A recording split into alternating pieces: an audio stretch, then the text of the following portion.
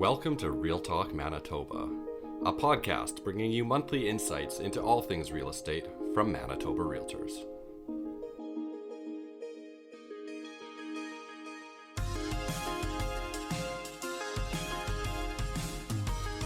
Welcome back, and thanks for joining us for episode 11 of Real Talk Manitoba. I'm your host, David Von Manfeld, and I'm delighted to welcome from RE/MAX Executives Realty, Stacey Burrows. Stacey, welcome to the podcast. Good morning. Thank you so much for having me, David. I'm really looking forward to this. It's a pleasure, and I want to give you a proper introduction, but instead, how about if I ask you to introduce yourself? My name is Stacey Burrows. As you said, I'm with RE/MAX Executives Realty. I've spent my whole career there. I got my license in 2014. And if you find me on social media, most of my stuff will say that I am your Charleswood realtor. Nice. So how'd you get into real estate? Funny enough, I actually live next door to a realtor, and he came and knocked on my door and asked me one day to join him. And it wasn't quite the right time. So I kind of pushed back for a couple months or so. And then I decided, you know what? Okay, let's do this. And so I joined as his licensed assistant. I had a young family at the time, so it was an opportunity for me to get in, learn the ropes. And then within a couple of years, because the rules were a little bit different then, I was ready to spread my wings, put my own name out there, and see what I could do in the industry. How'd you find it with a young family, just getting your feet wet in the industry?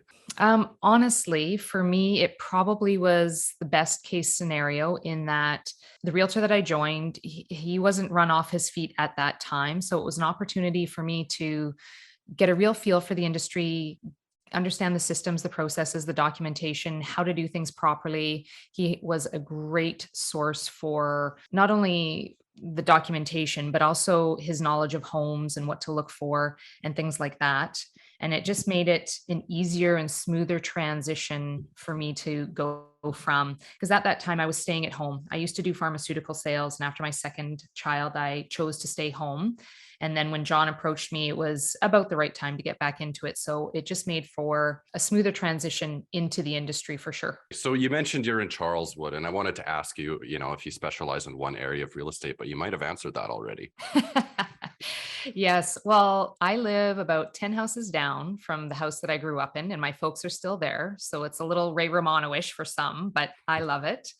So I've spent almost my entire life in Charleswood, and it just made the most sense. Growing up here, going to school, people in Winnipeg tend to generally stay in the end of the city that they grew up in, and raising my kids here, coaching soccer, it just made the most financial sense to market out here where I have the most connections. I still work all over the city and and outside of the city as well, but it just makes the most financial sense to spend my marketing dollars here. So since you finished high school 20 years ago, how has Charleswood changed since then?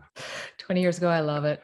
You know what? It's funny. There's been quite a few changes. The number of new developments that have come up, the resurgence in not only we've seen some houses getting torn down and rebuilt, but even just the remodeling of houses and whatnot. And we're seeing, as I was mentioning, a lot of people tend to stay in the area that they grew up in. And the street that I'm on, we have at least 10 of the original owners still on the street. And so I find that that is a common theme throughout Charleswood, is that the people tend to stay in their homes a little bit longer. But we're finally at that stage where we're starting to see more and more younger families come in.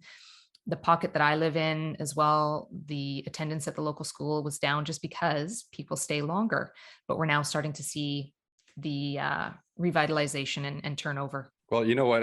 I totally agree. I know the neighborhood a little bit myself, and I swear people do not want to leave, and people stay as long as they absolutely can, and I do not blame them. So what do you love the most about being a realtor? Honestly, for me, it's the people. Number one is the people. I like being around people. I did my degree in microbiology, and that was geared towards having to be in a lab for the rest of my life. And while I found the content fascinating, I just knew that I couldn't do that for the rest of my life.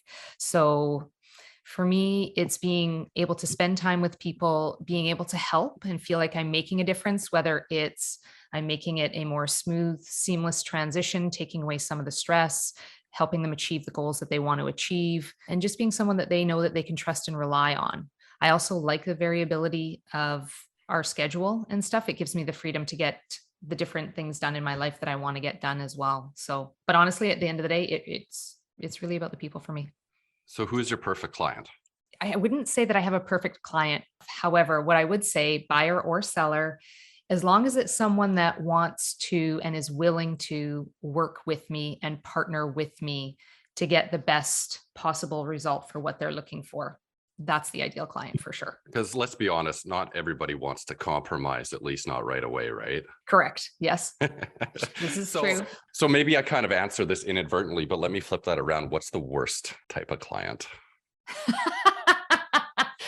You know what? Even the ones who initially sort of are thinking that things should go a certain way, and I'm sort of suggesting a different track, we're still able to work together as long as they can be open-minded to have a conversation around it.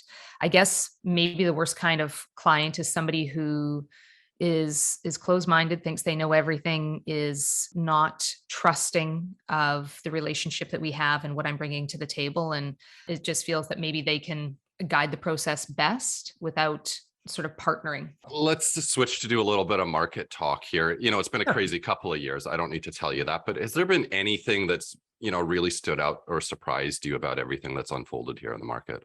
I mean, it's definitely been a roller coaster. There's no two ways about that. Normally, we're a little more of a steady Eddie market here where we ride a bit of a smoother wave. So the pace with which some things have changed, that's definitely been interesting. And staying connected with my different colleagues, whether they're at Remax or with other brands, has been very valuable in terms of getting a temperature for what's going on in the market. What are you seeing? What about this? What about that? But honestly, I think one of the things that I've seen more of in the past couple of years than I had seen previously was challenging clients. And I know that that just comes down to people are feeling a lot of stress and anxiety during this time. And it seeps into all aspects of their life, whether they intend for it to be that way or not. And so it's really just standing back and trying to appreciate where someone is coming from and put yourself in their shoes. You're totally right. It's been a tough couple of years, and I think everybody's seen someone shouting at someone at the grocery store, since COVID happened. So I hear you. Is there anything you've learned just in terms of how you prepare your clients in a complicated market? Is there any kind of piece of advice you'd maybe pull out? I have to say that I think regardless of the market that we're in, the best sort of preparation that you can have is being honest with your clients and really letting them know where things are at and what your understanding is. Provide them the information, because if you provide them with anything that's misleading or just tell them what they want to hear, you're ultimately going to set them up for frustration and additional stress, plus for yourself as well, that you're going to feel that too. So I think if you just let them know where the chips currently lay as best as possible, I think that that's the best thing that you can do, whether this is an adjusting market or if we're just in a steady market. Okay, so I'm going to ask you to put on your wizard hat, close your eyes, put your hands on the crystal ball. Where do you think I things are going to go between now and the end of the year? I was just going to say, David, didn't I tell you that my crystal ball is in the shop right now? It's Uh-oh, uh-oh. inaccessible. You know what? That's the $1 million question. And I'm not sure that anybody has a firm answer to that. During COVID, we'd been saying, you know what, this pace can't continue. At some point, it has to change. It just cannot continue like this. The question then was, at what point will it change? And when it does change, are we going to swing from that heavy seller's market into a balanced market? But is the pendulum going to rest there, or is it going to continue on and slide into a buyer's market? We're still waiting to see. We're definitely, and again, as that saying goes, all markets are local. So different parts of Winnipeg perform differently. But I think we can all agree, for the most part, we've definitely slipped out of that seller's market. And in areas where we're brushing up against that balanced market. But it'll be interesting to see, is that going to continue? And I think that the interest rates have definitely had an impact. The next one, I think, again, will continue along that trend. And it's just, will people settle into that, or will they still sort of stand back and say, let's just wait and see what's happening? Yeah. And I totally agree, because, no one's surprised. Everybody was saying that the previous trajectory was completely unsustainable, and things have definitely kind of come down a little bit. Inventory's back in some places, but not others. Are you finding it a little tougher to kind of talk the birds out of the trees and encourage people to list, even if maybe they wouldn't quite get as much as they might have back in May? To be honest, I found that we've seen, like you said, we're not quite where we were before, but we're definitely seeing more homes coming to market, which is great to see. But what we've now seen, or what I'm finding, is that the buyers are now stepping back.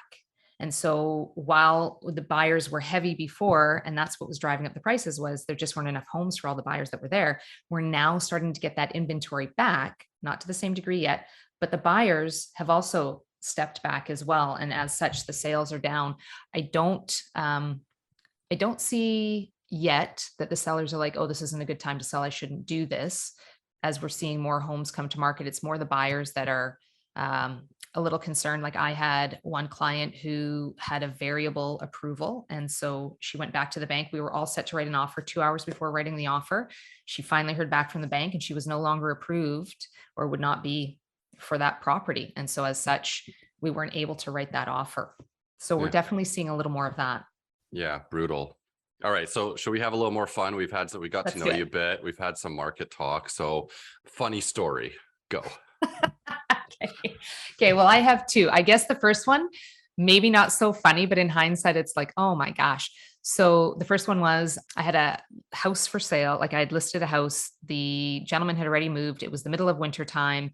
And I was to go do a showing. And I show up to the house and I'm like, why are the windows all frosted over? And it's freezing in there. And I take my shoes off as you do. And it's almost hurts to walk on the floor. It's so cold. And I'm like, oh my gosh. And I didn't have any time to figure anything out before the people walked in. So we did the showing and instantly my dad is my go-to. I'd calling my dad. Oh my gosh, dad, I think the furnace is broken. So called hydro and they said, because of course it's the middle of winter and it's freezing and they're backed up. I sat in my car for 2 to 3 hours waiting for them to arrive. And they came, they did what they could do. They said, you're going to have to call a service technician. They're going to have to deal with it. Did that. And so this was now the next day. I had a showing at 4 o'clock that afternoon. And as I walk into the house, because the furnace is now on and he's turned it up, and I just want to make sure everything's good, I'm wiping down the windows because all the frost has now melted and all the windowsills and everything. I thought enough to bring towels. And as I'm walking through the kitchen, all of a sudden I feel something drop on my head. I'm like, what the heck? And then I look up and there's a bead of water across the ceiling. Oh no.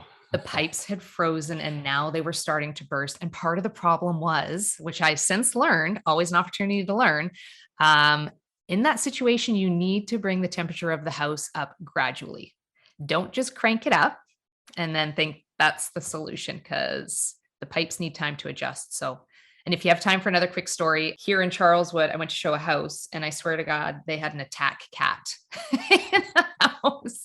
So this thing started following me and I love dogs. I'm really good with dogs. Cats make me a little nervous. And so it followed me downstairs and it literally chased me into the back room. And there were 2 doors to the back room. And so I closed one and I watched it start to walk around to the other side to get to the door. So I'm running through the back room to get to the other door to shut it. I've now closed myself in the basement, waiting for my clients to arrive. Thank goodness I had my phone on me because I text them. Oh, and the cat stuck its paw under the door. It was trying to pull the door open. Oh my goodness. Thank goodness my clients like cats. So I said, you're going to have to come rescue me. I'm in the basement. The spray bottle technique works, right? You got a cat that kind of needs to like get off the bed. You just give it a little psh, psh. So Well, if I had one handy, I could have employed that, but no, it was just me and my phone at that point and my wits. So I was going to ask you your best day as a realtor and your worst day. I think you already answered the worst day one with the burst pipes, but over 14 years, is there one day that sticks out the most as like, that was my best day? There isn't one single day that comes to mind. There's lots of moments throughout the week where it's either I feel like I've done something really good for my client. I've either negotiated something really well. I've changed something within their house that's going to show it better. I'm very hands-on as well with a lot of my listings. Like the amount of things that I've done, David, I've supplied my own pots for people's front steps. I've pulled up carpet. I've painted. It's ridiculous. But I think honestly, the thing that makes me smile the most is knowing that I've done something really good for my clients and for them to say, thank you. You did a fantastic job. When you get a referral from them, that makes it all worthwhile for some of the hard days. Well, now that we've already gotten warm and fuzzy, let's get a little more warm and fuzzy because giving, and I know I don't need to tell you this, but giving back to the community is something that we're really big on in the real estate industry. Is there anything that you like to do either charitably or at the community level to give back? To be very honest, in the moment, there isn't something that I'm doing currently. I need to get back into it. I've done a lot of coaching for soccer, both provincially and then at the rec level as well. I've had 2 teams at a time just because they were strapped for coaches. So I said, sure, let's do it. I also used to work with kids sport. And so that's also a charity that allows children the ability to play sport who otherwise wouldn't have the opportunity due to financial restrictions. That was a great experience. And then COVID, it kind of shifted and morphed and changed a little bit. So at that time, that's when I stepped away. So yeah, I definitely am looking to get back into doing something for sure. That's awesome. Well, in Charleswood, we need a wave pool, and I think there's some space down at Varsity. So maybe we maybe we can talk offline and we can kind of find a way to figure that out. So last question here. There's 2,600 amazing realtors in Manitoba. Oh my gosh. Why you? Why not me? No. Why not you? Oh, there you go. Hey, Sorry, that was the total answer for the psychology question, right? Why? Why not? Why you? Why you? I think one of the things that I bring to the table is I'm genuinely interested and invested in my clients. My heart is fully in it. I want to see them happy and do well. Honesty is the cornerstone of my business. I absolutely will tell you what you need to hear. It may not be what you want to hear, and I definitely will wrap it up nicely, but there's no value or benefit in me just telling you what it is that you want to hear, because it's not going to get us any further towards reaching your real estate goals. Awesome. Well, Stacey, it's been an absolute pleasure to have you on the podcast. And to our listeners, thanks so much for joining in for episode 11. My name is David Von Mayenfeld, and please stay tuned for the next episode and even more great discussion on the real estate market in Manitoba.